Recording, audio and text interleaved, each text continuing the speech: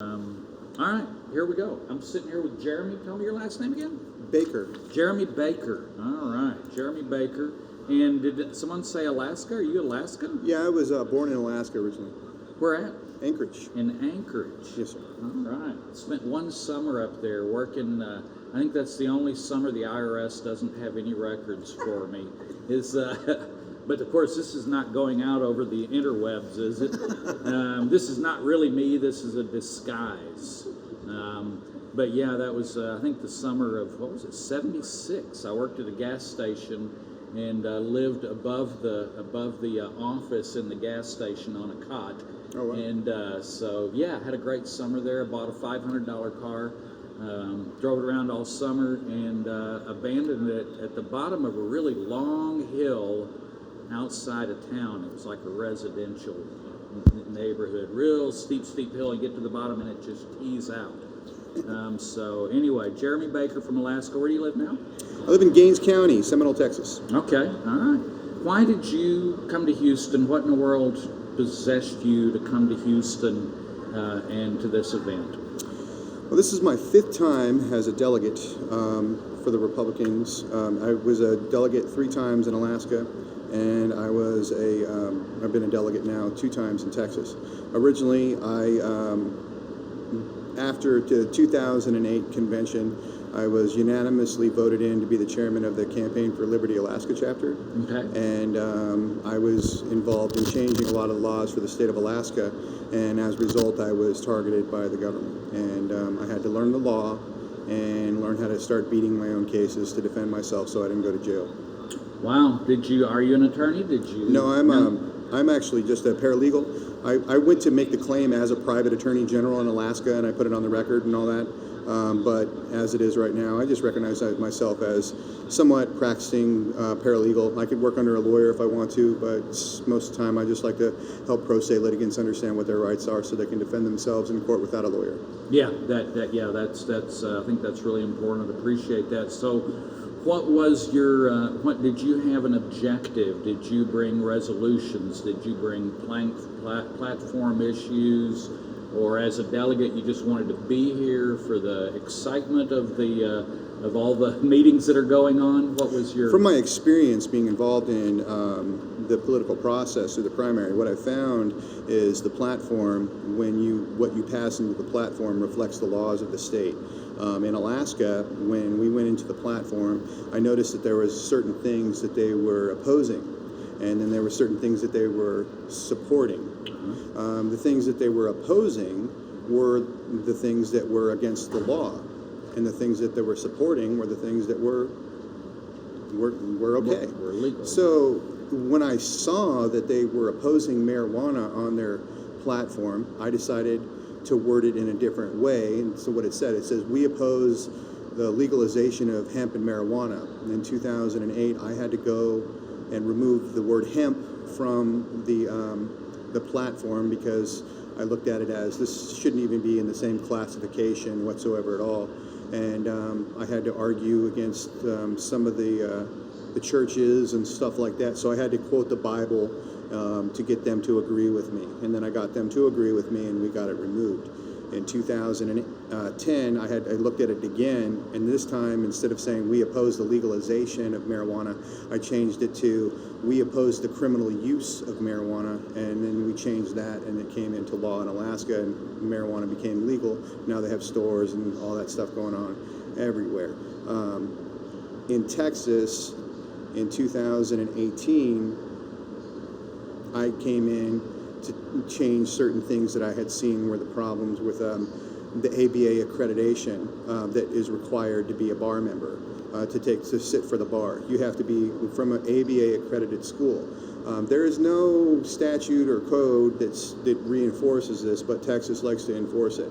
So what I decided to do was to go in to change the platform plank to say that we support anybody being able to sit for the Texas State Bar.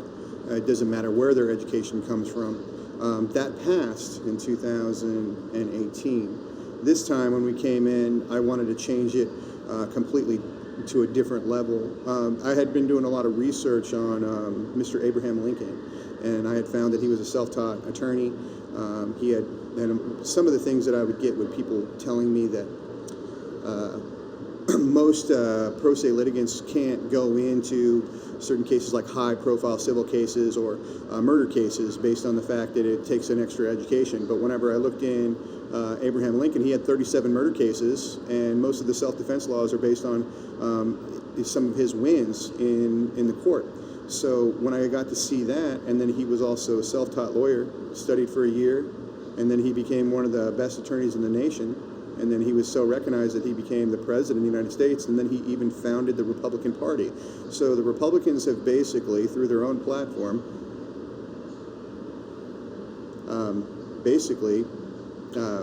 disenfranchised their own founder of their party. Okay. In violation of Texas Constitution, Article 1, Section 19. All right, Section 19. All right. Well, there you go. So did you get any, did you speak? Did you testify? I think I saw you yesterday. Yeah, I spoke on multiple issues. I'm still speaking. I will be speaking a little bit more today. We're trying to pull some of the stuff that's been tabled from the table because we're seeing that we have some more of a liberal-minded members of the committees that are shooting down our constitutional arguments. Okay, hold on. We need to do a shocked face here when you said we had liberals in the Republican Party. All right, we're shocked now. Yeah. But I have to say that compared to this is my third convention out of the last 4. My first one was 8 years ago, and I had to miss one 4 years ago. But I've gone 8, 6, and 2 years ago. And it seems like the acceptance of the more conservative side of the Republicans has increased. It seems like we've started pushing some of those rhinos out. And I don't have anything statistically to back that up. I don't got no math or surveys, but it's just a feeling I've had in watching and listening to different members of the different committees that are meeting. Are you kind of seeing, I know you probably don't have that long of a history here, but do you feel like the conservative voice is coming up pretty well in these meetings? I would say that in 2018, when I showed up, I did see exactly what you're talking about. The conservative voice was reigning because most of the people were able to show up and they were able to speak on behalf of things. This time, where we don't have that many people, the liberals are the ones that know they have to show up to this to attack us. So predominantly, most of the conservative-minded people are not here to support some of our views. And then the aspect of that is we're taking major attacks by the liberals on these platform committees based on these rhinos that are still in power in the SREC. Yeah, it is true. We're working on them one seat at a time, getting rid of the rhinos. Yes, sir. And so hopefully in your district you can keep that up. Anything else you want to add to the discussion? Anything you want to say? Any point you'd like to make? I need to go run down some other interviews, but I like the suit, by the way. 3-piece, looking good. Thank you. My wife had to get on to me. I had my dress shorts all picked out, and my wife went right back, no, you can't wear dress shorts. I said, but they're my dress shorts. Yeah. So to get me into a jacket is one step above this, but I've heard that people in Houston burst into flames when they wear 3-piece suits during the summer, so...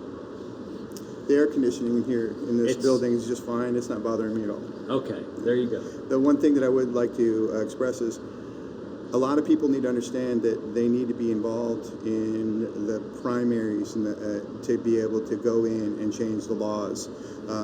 In Texas, we have censure, and which is if these Republicans that are in office like to violate their own platform and have no accountability at all, they can basically be censured and no longer run as Republicans. I believe that more people need to get involved so we can enforce this mentality because as it is right now, if we don't have the support to censure them, then they're not going to be censured. So we have to start getting these people involved and showing our support for these bills or these ideas in order to make them more effective. And if you're not doing that, you can come in here with your best arguments and win on the floor and beat them. But if they don't have any support, they're not going to pass it. So you're going to have to get that support and bring them in. And that's going to have to take the people getting involved. Yeah, and that's Rule 44. And I testified on Rule 44 yesterday and then wrote up, I was asked to write something up, but that Rule 44 needs some teeth in it, and we need to start using it as Texans. Because it is our only recourse as a citizen to the Republican Party. And your frustration of having people in office with that little cute R by their name, and they wear the red jersey, you know, and have an elephant on their desk, and yet just they don't pay any attention to it. And so Rule 44 needs to be strengthened, it needs to be kept, and thank you for pointing that out. Citizen engagement is the only way we can keep them going. Jeremy, thanks for taking the time. Appreciate it. God bless. Thank you.